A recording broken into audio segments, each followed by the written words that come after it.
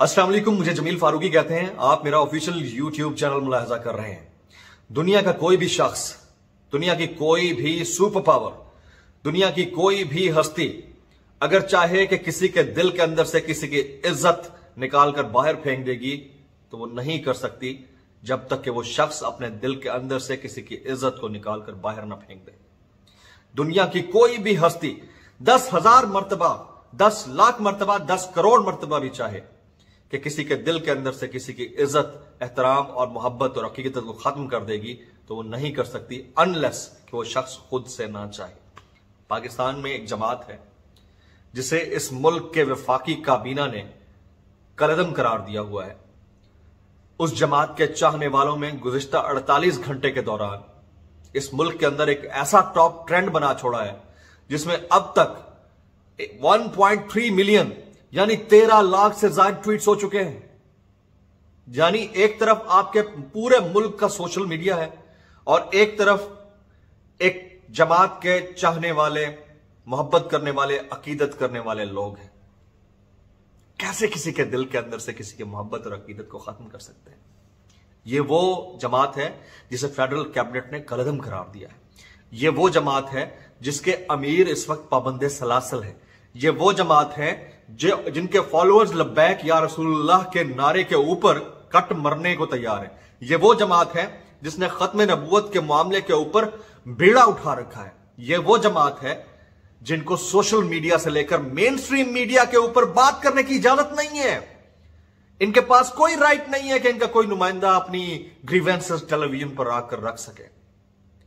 उस जमात के अमीर की आजादी के लिए और उस पर होने वाले मुजालिम के हवाले से गुज़िश्ता 48 घंटे से इस मुल्क के अंदर टॉप ट्रेंड है।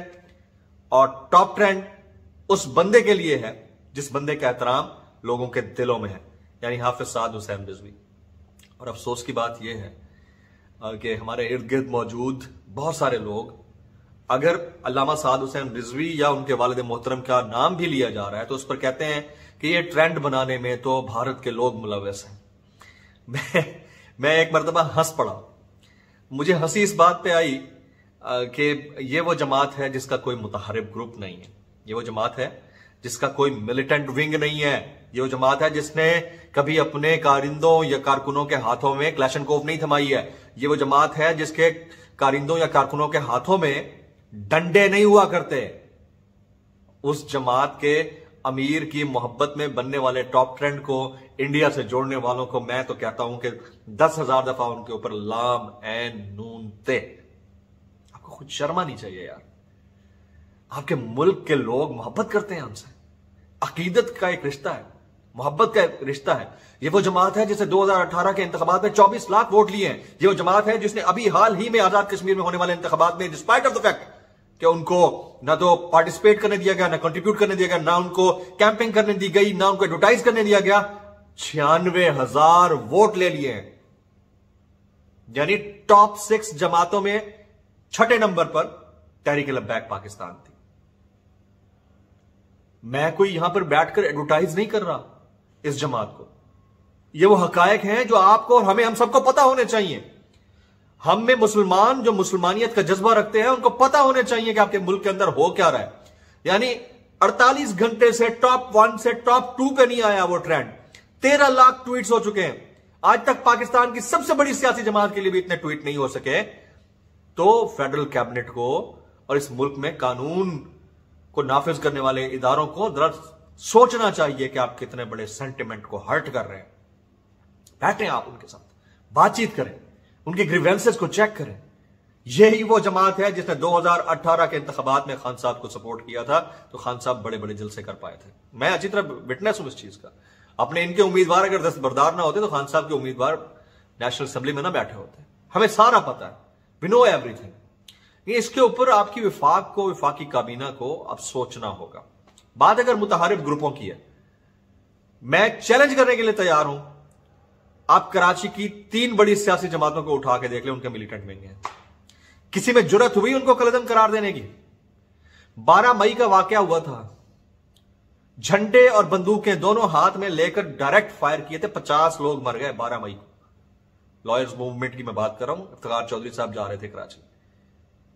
कितने 50 लोग मार दिए और बबांगे दोहल मारे कि हम हैं, जिसने आके रोकना है तो रोक के दिखा रहे। एक टीवी चैनल को हॉस्टेज बना लिया था। आज तक वो जमात उसी तरह से काम कर रही है।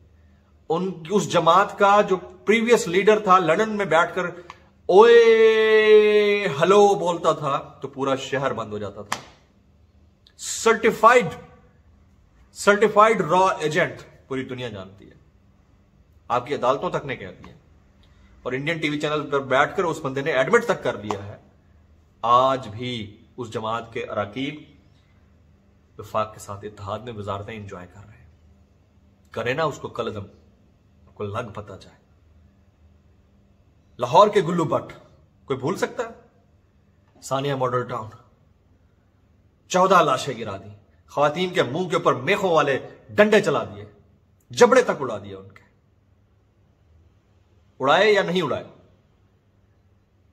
उनका वजीर कानून मनशियात के मुबैना स्मगलिंग में अंदर रहा, वापस आ गया।